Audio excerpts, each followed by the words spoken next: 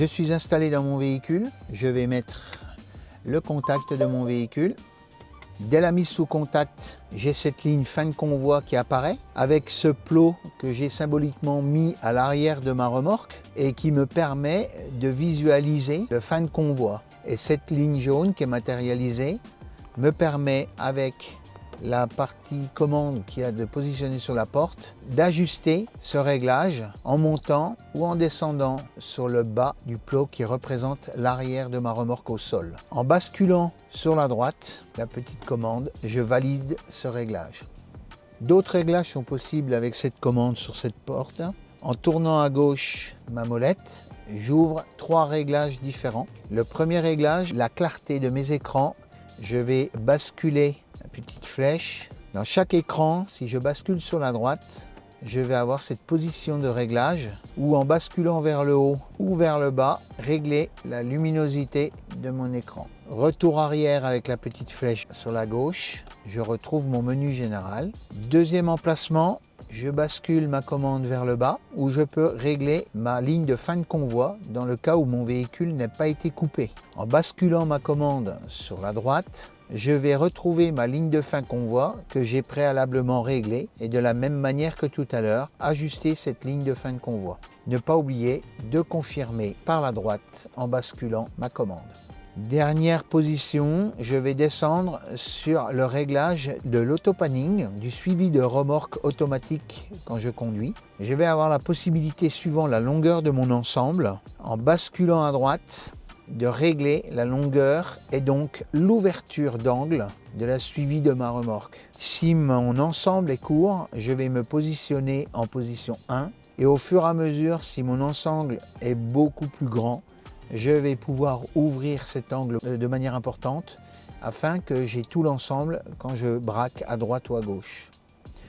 Donc mon ensemble étant un tracteur et une semi de remorque standard, Renault Trucks conseille le réglage sur la deuxième position. Toujours pareil, je n'oublie pas de confirmer en basculant ma commande sur la droite. Le menu disparaît, je peux tourner ma commande en position 0 et je suis prêt à rouler. Je viens de changer ma remorque pour en atteler une beaucoup plus petite et il va falloir donc que je modifie mon repère qui était plus ciblé sur un ensemble beaucoup plus long. Pour cela, j'ai placé un repère à l'arrière de ma remorque.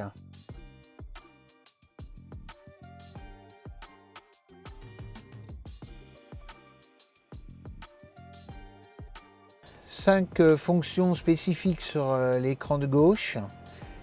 Le mode nuit qui va nous permettre de rouler la nuit et d'avoir une vision nocturne beaucoup plus claire. Le rabat des rétros, alors à l'arrêt ou en roulant de 0 à 10 km/h.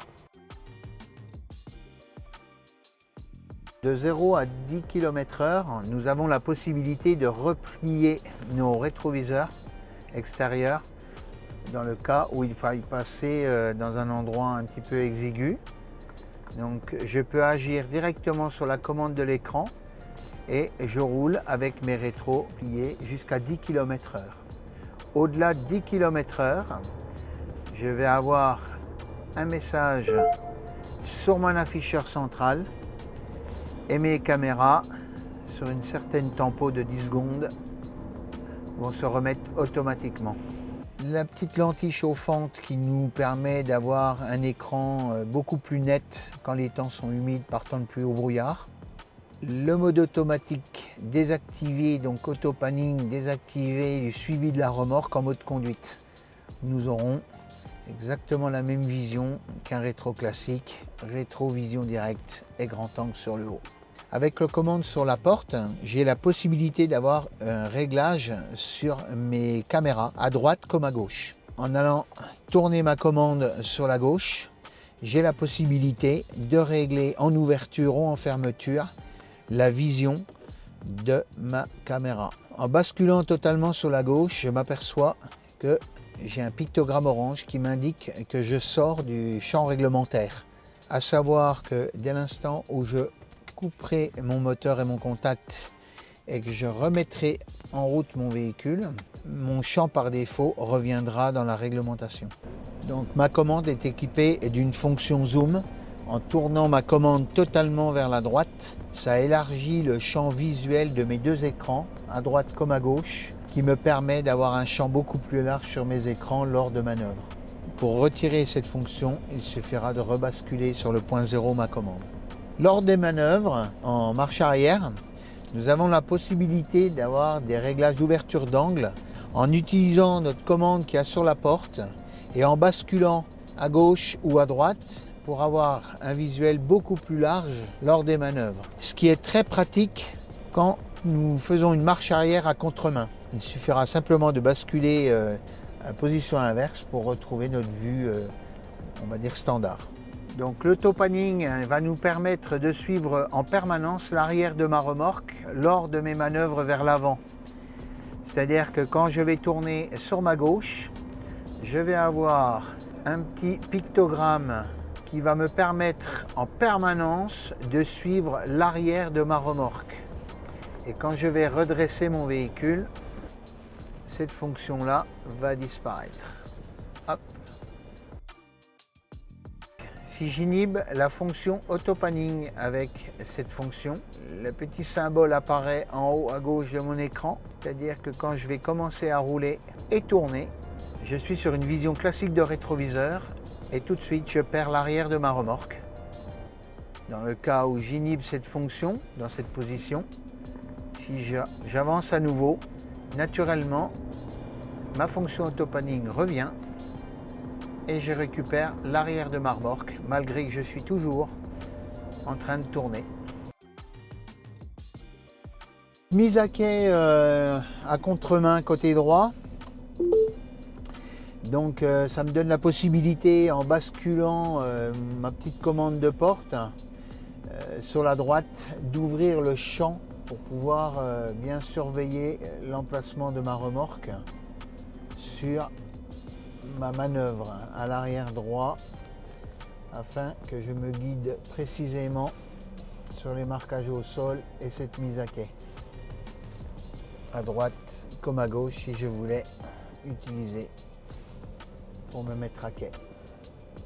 Sur la partie conduite, quand on roule au-delà de 40 km/h, la réglementation GSR2 nous oblige à avoir toujours une information de nos angles morts sur la droite.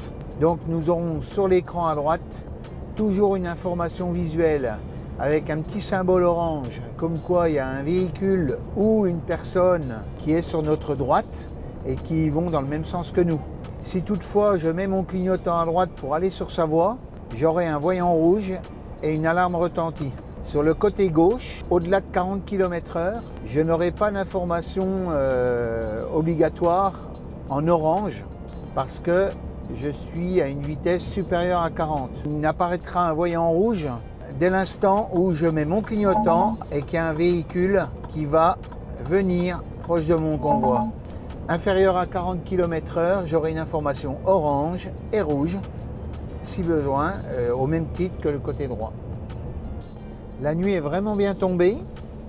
En activant mon mode nuit, je vais faire comme si j'avais des feux de travail vraiment sur les côtés de mon véhicule.